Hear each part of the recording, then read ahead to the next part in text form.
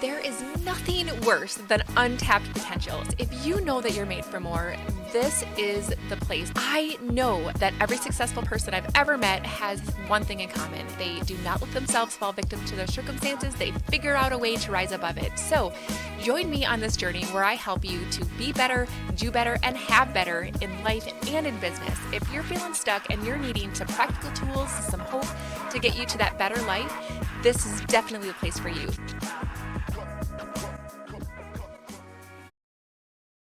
Hey everyone, welcome to the Unstuck Podcast. My name is lachellewieme, and I am so excited to get a chance to introduce you guys to my new friend, Arda Ozdemir.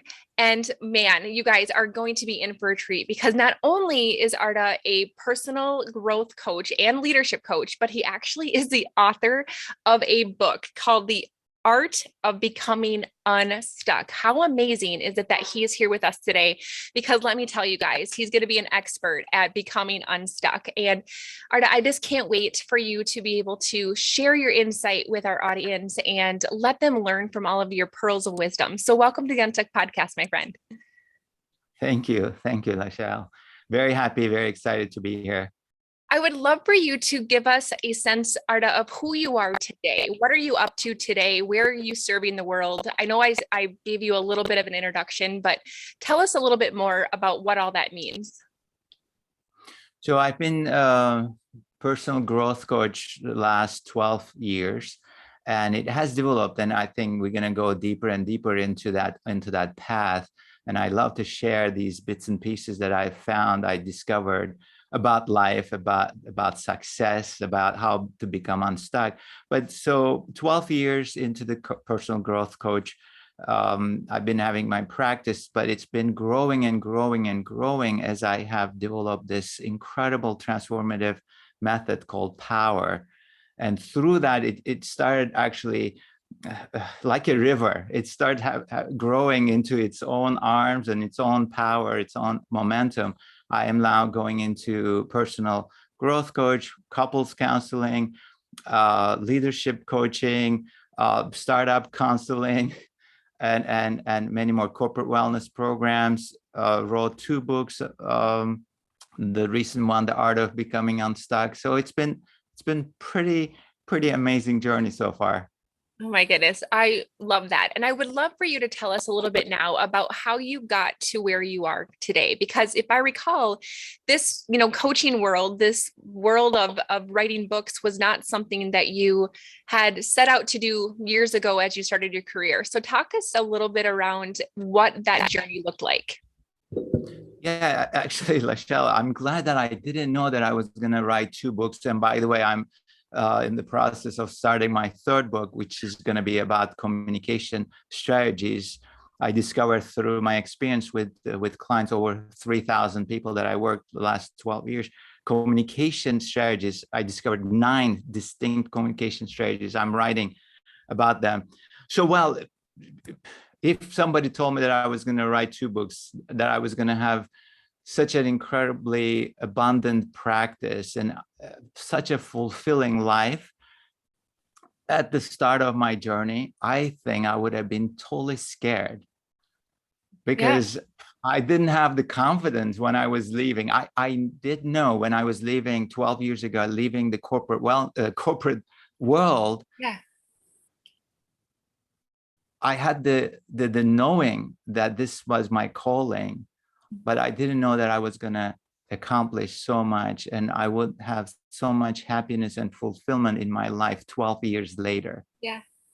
I love that. And that's very similar to my own journey because I thought I had my dream career and my kind of entrepreneurial journey led me to literally my calling and where I feel the most fulfilled. And when I go back to my Myers-Briggs and I look at it, it doesn't line up at all with my career that I spent what seems to be 100 years to get, of schooling to get there. But what I'm doing right now in the space that I'm in is exactly what I'm designed to do. And so I just love that somebody else is out there that can relate to that story. Lachelle, exactly, because I share this with my clients all the time. It is not something that you want to recondition. So I was in finance, and some of the values, mind values, I call them, that are fear-based, they were okay. They were giving me some kind of career, some kind of purpose, but then it started losing its meaning. All those values start losing their meaning. And as I start to search about myself, my own values, things start to open up. So tell me what you mean by fear value. Tell me what that means, that you had fear values. So we all live according to values. It's set of value system. Yeah. And the set of value system that we own is sometimes somebody else's value system. Yeah. So when it's fear-based, usually we grab on others' value systems. That's how I started my finance career. That's how I started getting promoted. That's how I started becoming a workaholic. That's how I started moving from one place to another. So those values that are more fear-based, I call them mind values. That is, and yeah, keep going. Sorry, that's so powerful. Keep going. So that is where I believe the source of suffering comes from. To offset that value system, we have heart values, a set of heart values that are glimpses of our essence. When you start to get to know yourself, why you are complaining, why you are feeling stuck, what you're going to be running into is that you are honoring your mind values that are not aligned with your essence. And you have no idea, because those mind values are borrowed from your parents, borrowed from your society, borrowed from others' expectations. Misalignment causes you to suffer. Misalignment causes you to feel not happy. Yeah, that's so powerful. And it's something that I can completely relate to, not only in my own journey, but also the people that I've worked with, the people that I lead and mentor as well. And that's really profound, because when you start to recognize that you're wearing somebody else's value system and it doesn't fit right? It's like a coat that doesn't fit right.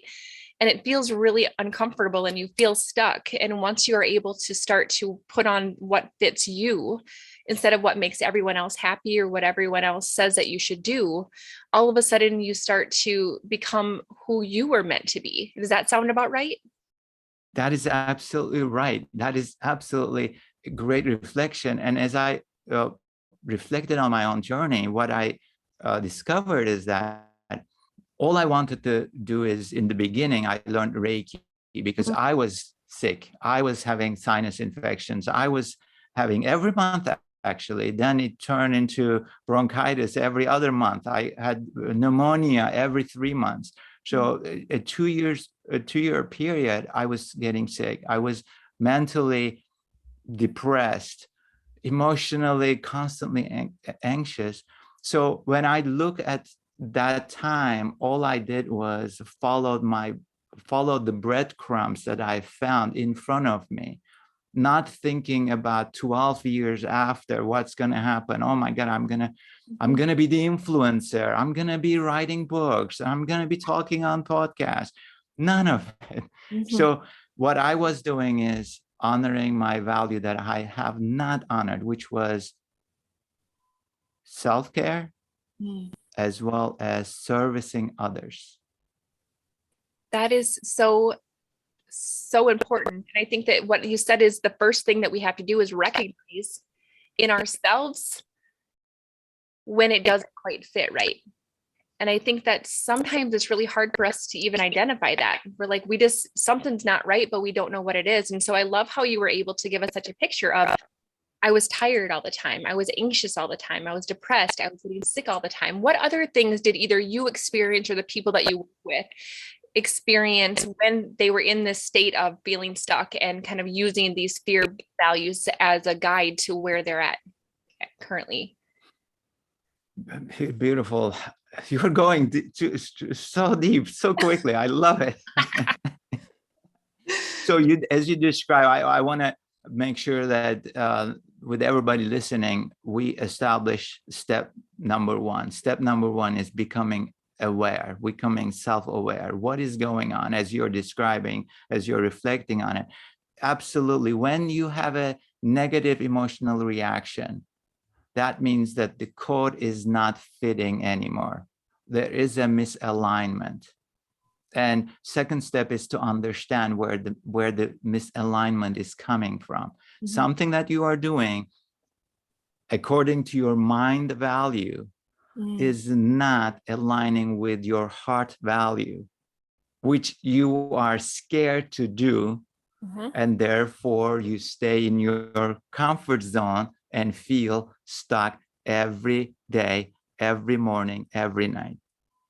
So that is the first step, becoming aware, and then understanding why you complain, why you are emotionally reacting, why you are becoming defensive.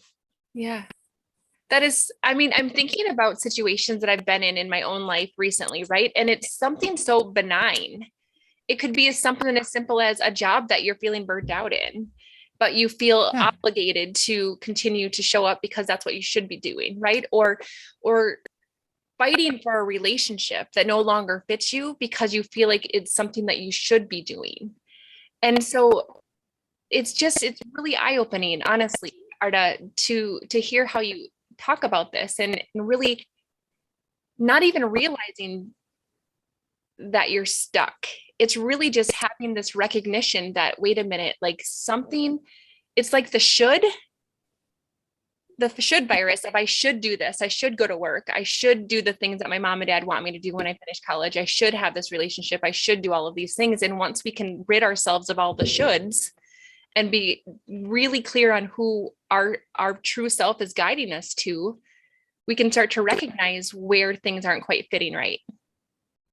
Exactly. So let's give your listeners an example. Yeah. So when I say I should stay in this relationship for many reasons, and all those reasons could be mind values or heart values, some of them, right? It's not always we are living according to mind values. So there's a mix, but mostly if we are living out of fear, we are living according to mind values. So when we say, hey, I should stay in this relationship, we justify that. Yes.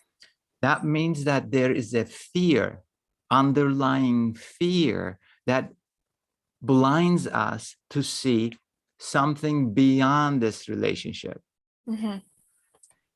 And because we are shooting ourselves to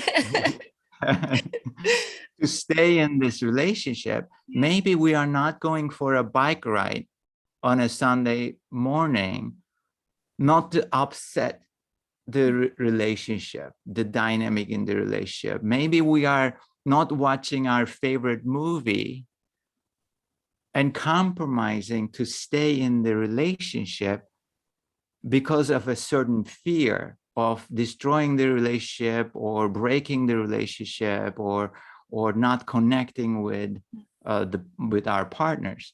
Yeah. And that fear, the understanding, the second step understanding could be, Lachelle, fear of loneliness. Yeah. What am I going to do Saturday night if I don't have this relationship?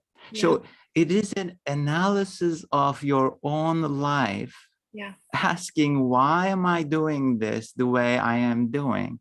And where is my pain point and why it exists? That is so fascinating. And, naturally, and we didn't even plan this. So this is why it's so fun. Like, I knew that when we had first met, like, we're just going to have this amazing, deep conversation naturally.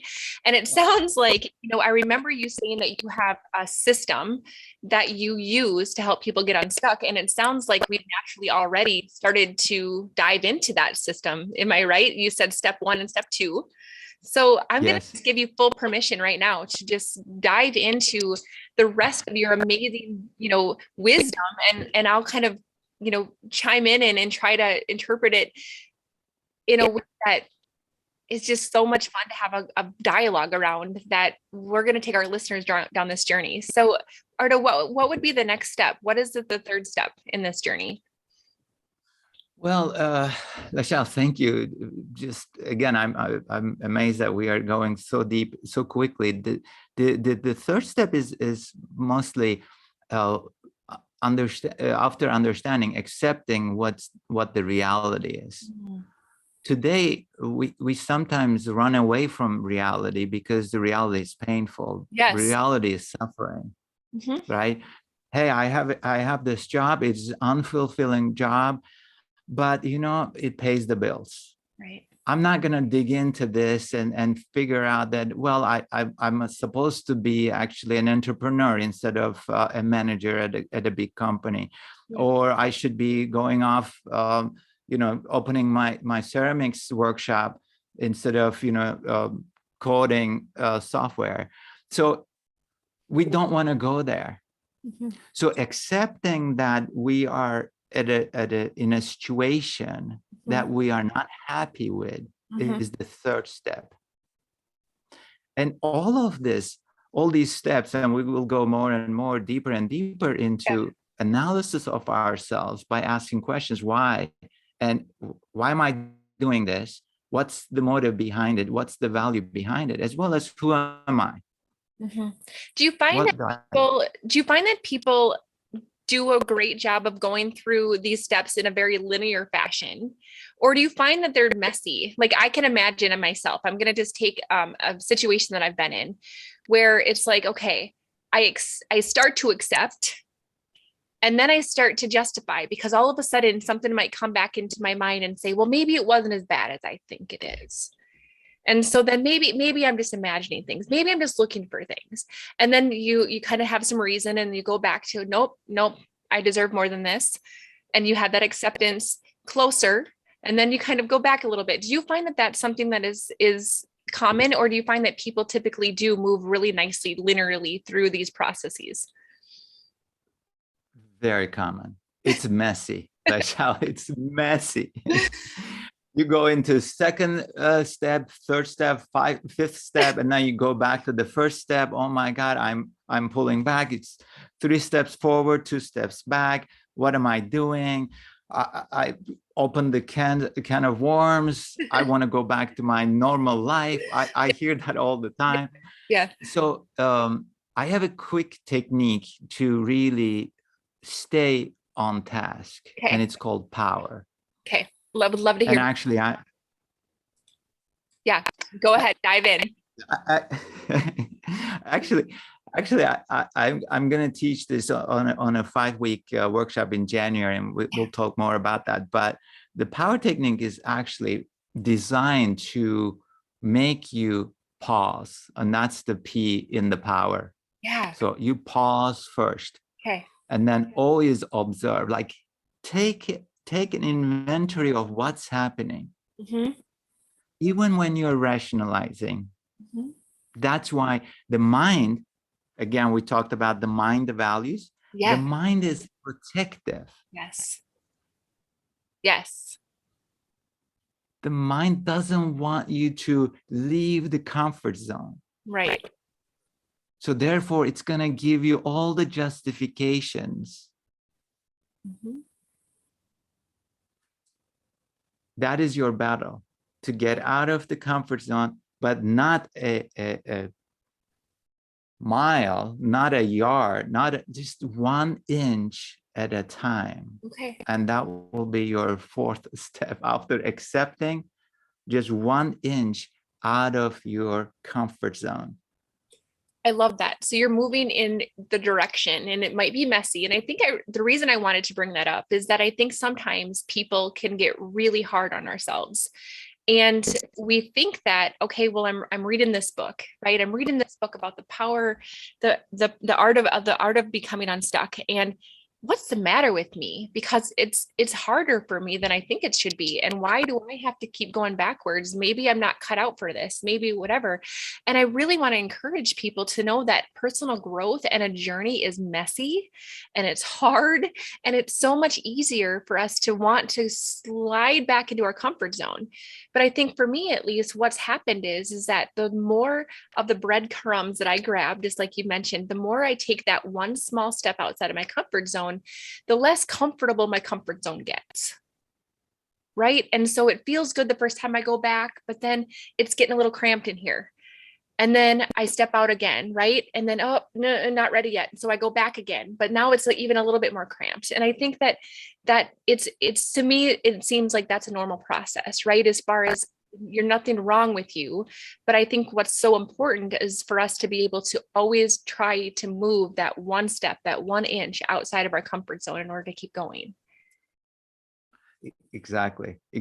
And in the Art of Becoming Unstuck, in the book, if you ask me what's the most repetitive, most repeated sentence in the book, it's okay. Yeah. Because exactly like you said, there's this back and forth. It's a messy process, and everything is okay. Making mistakes is okay. Talking about your emotions is okay. Being vulnerable is okay. And one of the methods I describe in the book is conscious discomfort. Okay, talk about that a little bit more. So conscious discomfort is exactly what you said. When you step out of the comfort zone, there is a little bit of discomfort that you start to feel. So let's say, another example, let's say you're a people pleaser. Yeah. And people pleasers love to be in a relationship because the mutual transaction, give and take, is somewhat lopsided. So they have a goal to please others, and they give 100 and they only get 20. Right. Okay. Right. So, but they find joy in giving, right? Because that's how they train themselves. That's the internal conditioning. That's the internal programming the subconscious runs. The fear might be not being liked, not being approved, whatever the fear is running the programming, it makes them please people. Right. So in the book, what we say is do something different. As you get out of your comfort zone, just 1 inch, do something different. So for people pleasers, it will be, why don't you not please whatever you are doing, not do it today. Okay. So the first thing is incredible guilt and incredible discomfort appears in their heart, in their mind, in the body might be even shaking. So sitting with that for 3 minutes dissolves the comfort zone. So when you feel that discomfort, you decide that you're not going to.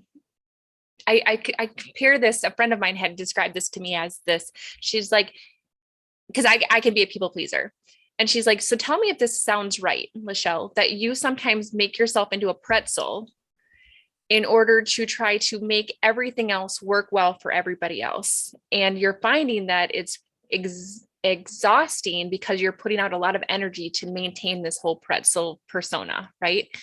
And so you decide then, like, okay, I'm not going to do that anymore. And so you're given your first opportunity to not become the pretzel, right? And what you're saying is that you just take that moment and you sit in it and you just let yourself feel the feels without trying to talk yourself out of it. Just feel it. Is that kind of what you're saying?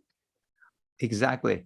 Like we said in the first step, you become aware that you are a people pleaser. And by the way, we can compete on it. How if you're a better people pleaser or I am a better, I've grown, like, it's incredible. And also the second repeating theme in the book is how to not to become a people pleaser, because I used to be an incredible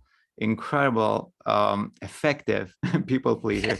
So the first I became aware of it, then I understood how my mom was controlling, how my dad was disciplinary, and they did not tell me anything, right? Anything. I just read their mind, what they expected of me. So I trained. I was trained well to become a people pleaser. So that's what I understood. So the next one was I accepted that all of that was happening in my childhood. I actually, gratitude for my parents, et cetera, just like accepted all the facts. The fourth one was going against it, staying with the pain of not being pretzel to please others. Yeah. Yeah. And that's really hard. And I think that one of the things that I've had to kind of face in a season of breaking my habits of that is recognizing that sometimes when we start to have boundaries, right, or we start to not make ourselves a pretzel anymore because we're starting to recognize that that's a part of our comfort zone that we no longer are comfortable in, that it's going to cause possible bad things to happen, right? So our fears kind of get in the way, just like you said, our fear values, right? And so we can really exaggerate those fears in our minds, but some of them might actually come true. I very well might not have that relationship with that person anymore, right? And recognizing that there might be lessons in this for them as well. And that part of our journey might be just that we're supposed to both learn from this, but unfortunately, I might never see the good that comes out of those lessons that that person learned. Does that make any sense? Yes, exactly. And in that moment, we don't. Lachelle, a very important point, and I think we need to stay a little longer at this station. Yeah. Because it is very important. It is the hardest thing to do. Yeah. When we think about this binary, so the mind keeps you in the comfort zone because it works on the duality. It's always binary. If this relationship is not working, I need to leave. While my fear of loneliness is bigger than my pain, so therefore I'm not going to leave. Right. My pain is bigger than my fear of loneliness, so I'm going to leave. Yeah. But nobody's thinking about, you know what? I'm going to start speaking up. I'm going to start expressing myself. I'm going to start to do something different than yesterday. Just to try to step, like put your toe in the water. Tip your toe in the water to see how it feels, rather than the question, shall I go? Shall I leave? Right. Or shall I stay? Shall I go? Yeah. No, that's really, really powerful, because you're right. I think a lot of people are black and white, all or nothing. I've 100% been guilty of that. And so when you can go through your steps of the accepting and the awareness and all of the things, and you get to the point where, like, I know that something needs to be different. And just like you said, you take one small step. That doesn't mean that all of a sudden you call up everybody who's ever, made you into a pretzel and you say, no more, I'm not having it anymore. No, like, that's not what you're saying. You're just saying that you make small decisions that are more consistent with the future version of yourself than the past. Yes, exactly. And even that is so difficult. So that's why it's a messy process. You're going to take 2 steps forward and 1 step back, and sometimes 3 steps forward and 4 steps back. So it is an oscillating back and forth process where you are actually discovering yourself. With my clients all the time, we are talking, and we have a little ongoing joke with them. It's turning right. So every time they leave my office, they go turn left, go home. Okay. And the turning right is go to a cafe to get your espresso, go to the beach for an hour before you start running your errands, go and get a magazine that you haven't had a chance to read and set it on a bench in the park. Turning right. Even that is so difficult, because we need to be conscious of that moment. We need to be present to make the choice to turn right. Yes. And when you can make choices in those small, seemingly insignificant things, when you make the small choices in the meaningful ones, it's going to be a little bit easier. Is that what you're saying? Absolutely. You create the momentum. Oh, yesterday I turned right and I sat at the cafe, and then I got into this conversation with this woman, with this man, and I learned about this book. Now I'm going to buy that book, and now I'm going to read that book before I go to bed, and I'm going to talk about that with my partner. Oh, my partner seemed to be interested in this. We never had the conversation before about these things. All of a sudden, certain things start to happen. Yes. And you start to also stop catastrophizing it so that you can recognize that some good can come out of a situation that you made a small decision and then you had unexpected blessings versus everything went downhill in a hurry, right? Exactly. All or nothing. You said it. All or nothing. It's not all or nothing. It's everything. Yeah. Everything. Another thing about this is that if you don't mind, I'm just throwing some tips and techniques here. Yeah. Another thing is that, let's say you're a people pleaser, or you are conflict avoider, or you are the main fear is not good enough. Obviously, you are perfectionist. You are trying to cover you're not good enough. These are all fears. Fear of failure. Those fears are always triggered by situations, by our partners, by our friends, by our bosses. So in a sense, maybe giving yourself permission to express, that could be also another inch out of your comfort zone. Let's say your partner said something and you are upset about it. Yeah. Instead of running away, instead of, maybe defending, maybe you can say, hey, you know what? I feel disrespected here. I feel not seen. What do you think about that? Like, just the ways of getting out of your comfort zone. And I think that I've seen so many people in my life, and even it was modeled to me when I was younger, that you don't say anything until all of a sudden you can't handle it anymore. The threshold has been crossed, right? And then it's just World War III. And I think that it's really, really acting with an emotional intelligence in the way that you're making a conscious decision to make small steps so that you're not having to get to that World War III. You're making peace treaties all the way along, in a sense, by reestablishing your own boundaries, reestablishing what you expect out of a relationship, but doing it in a small, loving, gradual way versus I don't say anything and then poosh, how dare you ever treat me like that? This has been bothering me for 3 years. So yes. And the response to that, you all the time is like, why haven't you told me so? I know. Right.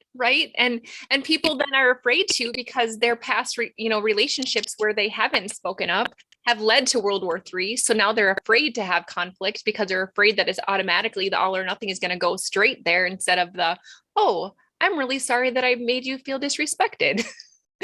That was a lot easier. Right. Yes. Oh my goodness. About a minute conversation. Yes. Yeah, exactly. So what other steps haven't we gotten a chance to cover yet, Arda? Because this has been such an amazing, fascinating conversation that I want to make sure that I give you, all of the stage to be able to enlighten us even more. Oh, thank you. So the other is a word. It starts with C, that is actually underneath of everything. Okay. And that is curiosity. Mm-hmm. Yes. So you can get curious about your feelings, and understand, again, become aware of your emotional reactions and start to understand what is underneath your emotional reactions. And it could be fear of not good enough, fear of being disrespected, fear of not being seen, not heard, dismissed, etc. Right? So when you start to understand with curiosity about yourself, you start to get that curiosity transferred over to the other person. Yeah. So you might say, I'm wondering why you said it that way, or why did you say it in that tone, or even subtler than that. I kind of feel that there is a little judgment there still, but in a maybe open-ended, curious question brings so much energy to dialogues where you start to discover yourself in a dialogue like that, in a conversation like that, as well as you discover the other person. Other person's mind values. Yes. Right. And that's important because we all have them ourselves. And so who are we to judge somebody else for having the same mess that we have, right?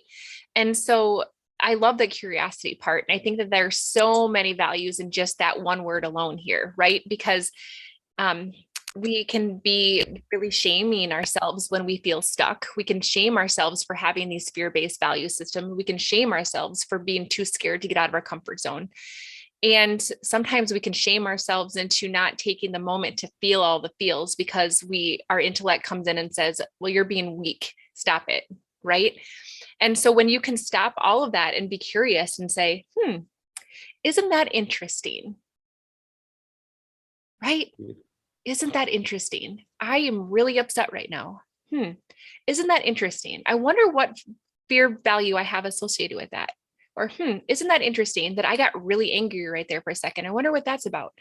And I think that there's so much wisdom in having curiosity, both around ourselves and around other people, that it takes away the judgment of ourselves and of others. Right. And it's like, I think you and I both can geek out in a sense on just overall intellect, but spirituality as well. And looking at it from our higher version of ourselves and looking at it down and recognizing that, isn't that interesting that our ego is there trying to keep us safe?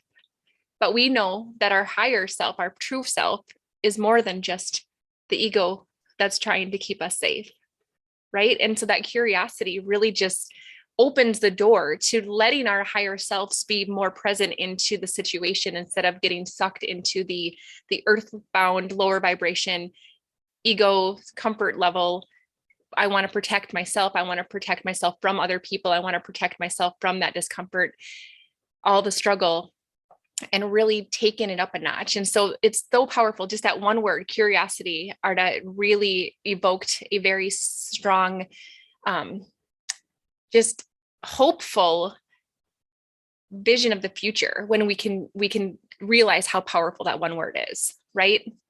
Exactly. And when you bring that curiosity into your questions, when you bring that curiosity into your self-observation, self-reflection, introspection, what you spoke of that higher self, higher consciousness, and lower self, ego and subconscious, they start to migrate, they start to melt together. So you create a presence, Lachelle. That's the most beautiful thing, I think, in that growth journey, that spiritual personal growth journey. That presence all of a sudden starts to appear as an observant. It's an objective observant. Like you spoke of shame a few times, like, oh, I'm feeling stuck and everybody seems to be having so much fun, so much success. I am a loser. I'm a failure. I'm stuck. I cannot get out of this.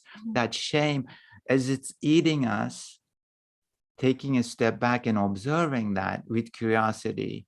Yeah. What is my life about? Who am I? What is going on? And why am I in this situation? How did I get here?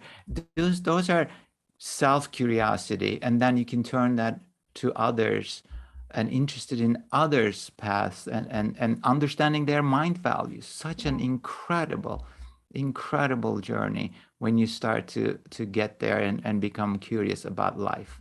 Absolutely. And after curiosity, is there another kind of step in the progression that you typically see?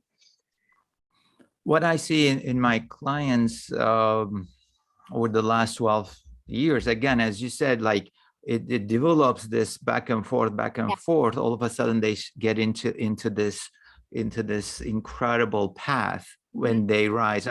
In the book, you will see I basically measured or gave marks for different consciousness levels. So I call the subconscious 0 to 55. Then you jump into self-conscious level from 55 to 85, and 85 to 100 is your higher consciousness level.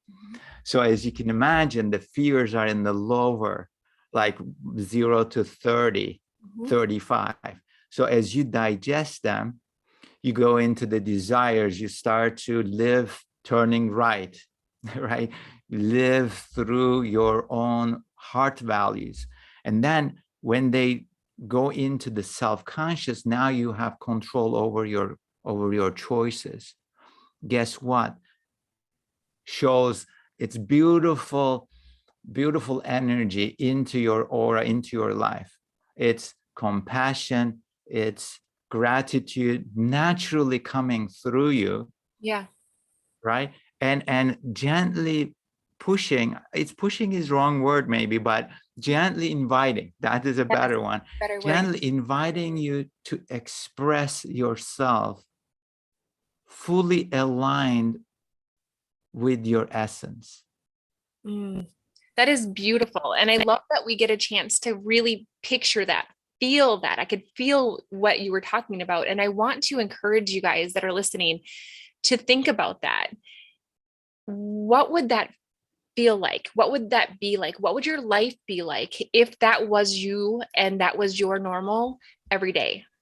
And I think that sometimes when we feel stuck, right, we might recognize it as the coach just not fitting, but it's way, way, way too scary, or the struggle is way, way, way too real for us to actually start taking any steps. And we start to resort back, which I love the power thing. And I can't wait to hear about your workshop. But if you can push through it and let your heart guide you to this amazing place that you can get to, as long as you keep going and you work through it, right? And you overcome those fears and you overcome the struggle, and knowing that you're going to get through the struggle and get to this beautiful promised land, basically, right? Of what you just described. And I just want to encourage all of us to know that we all can accomplish that, right? Absolutely. We can all, and that is our highest potential, Lachelle. Yeah.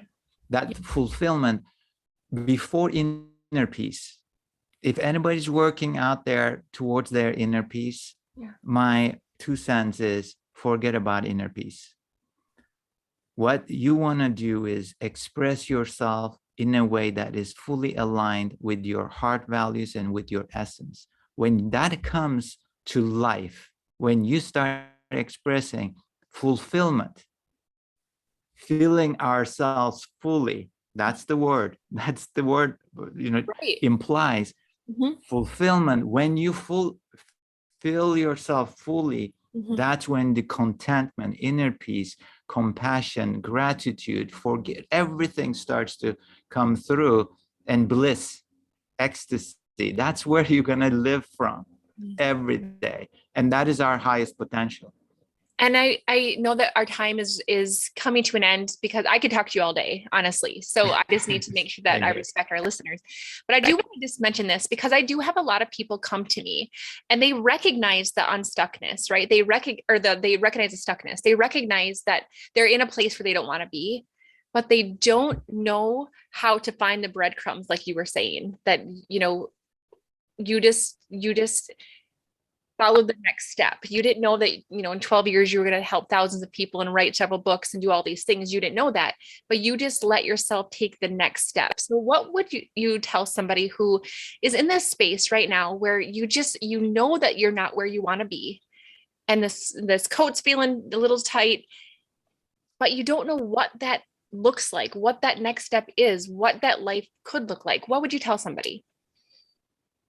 And that is exactly what I'm teaching in the workshop. So I'm going to give you a quick outline. That is exactly what we are addressing. Awesome. Beautiful question. So it is, the first step is understanding what's holding you back. Obviously the complaints, obviously the emotional reactions, obviously the negativity, obviously the stuckness. What is holding you back in that situation? Become aware of that and understand the fear behind your actions, not taking actions. When you get to the bottom of that fear of not good enough, fear of failure, I cannot leave this because I'm going to be lonely. If I leave this, everybody will be laughing at me. I'm going to make a mistake. All those things are holding us back. Right. First become aware of that. Okay. And you don't have to make a decision from A to B. You don't need to know B. It just make a decision to leave A. And while you are looking at your complaints, at point A, try to understand what will bring more joy. Again, turning right. Yes. So in the workshop, what we call it, personal success plan. Okay. You start to look at your values that are not honored today. The reason, number one reason you are complaining about your life and you are feeling miserable and you're feeling stuck is you are not honoring some of your heart values. So get curious about them. Again, you might love the ocean, but you cannot leave your kids and your husband or your wife to go for an hour. Start making a small plan to do that either with them or without them. Go there maybe 6 a.m. Go there for sunset. Try to go to the park to be in nature instead of going for a 3-hour hike.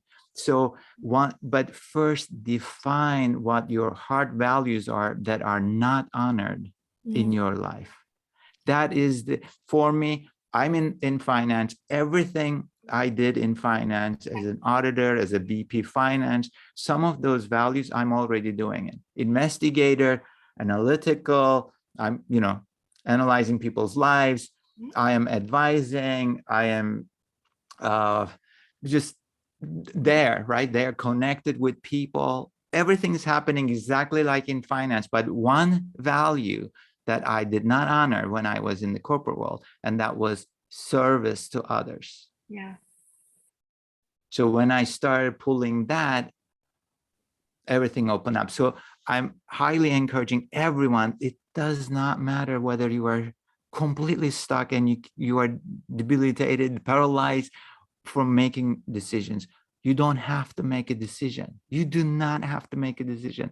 All you gotta do is find out one value that is not honored today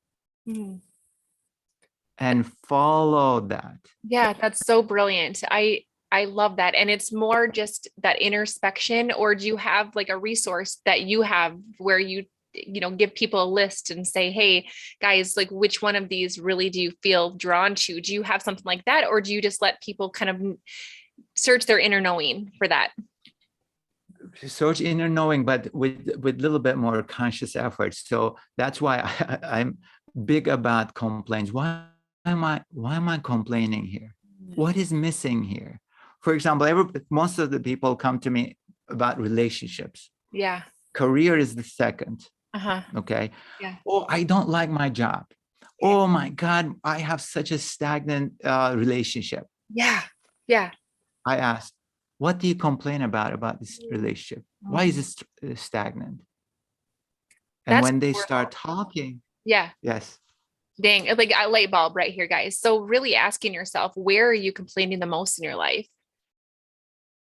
And that's going to give you the breadcrumb. That's going to give you the clue on where you need to start searching for. And oh my goodness, Arda, that's amazing. I'm so grateful that the two of us had a chance to meet. And I know for certain that you and I are going to have another conversation. So I can't wait to get that scheduled here in the future. Tell us any more details that we need to know about the program that you have coming up here in January.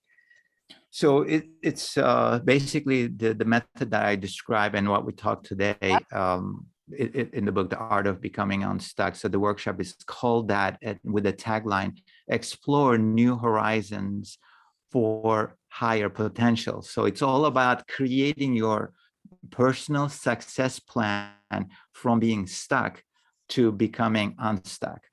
We're going to go through understanding your complaints, going deeper into the fears that hold you back in your life from making those decisions, taking those steps, getting out of your comfort zone 1 inch at a time. We're going to look all of those and then create the bridge to heart values we talked about, the desires, the hidden desires we all have. That's why we all have the potential to go higher and higher in consciousness level and experience our ultimate happiness, our highest potential. We have that hidden desires. So uncover them. So that's the program. And when we do that, we integrate it and then start taking actions. They will see in 5 sessions, which is a month, they will see an enormous transformation in their lives. I love that. And we're going to make sure that you guys get all of the details about that program in the show notes so that you can sign up with Arda's program. And man, I can't wait to share this with as many people as I can personally, because I think that what you're doing is powerful and it's so needed right now. So thank you so much.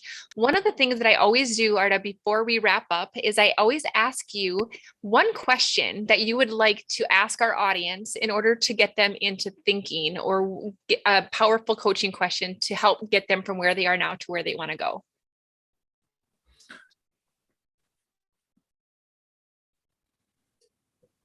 It's more, we talked so many tips. What I would summarize all of that is basically what makes them excited. Yeah. Find that excitement, find that glimpse of joy in your life, even in your mind, right? Even in your mind. And then the next step, once you figured out what excites you, what brings you joy, feel into it. Live life with your body through feelings, through senses, rather than through your mind. I love it. That's where you open the door. I love that so much. Thank you so much for that. I can't wait to be able to follow all of the things and keep watching your journey. Thank you so much for sharing all of your wisdom with us today. You have been such a blessing to me, and I know that everybody that's listening is going to feel the same. So thank you, Lachelle. Thank you, everyone, for listening. Thank you so much for listening to the Unstuck Podcast. I am so grateful to be on this journey with you. And don't forget to check out the show notes if you want to get into my private club, the Better Club, to be able to learn better ways to be better, do better, and have better. So until next time, keep showing up. Let's get unstuck together. Have a great day.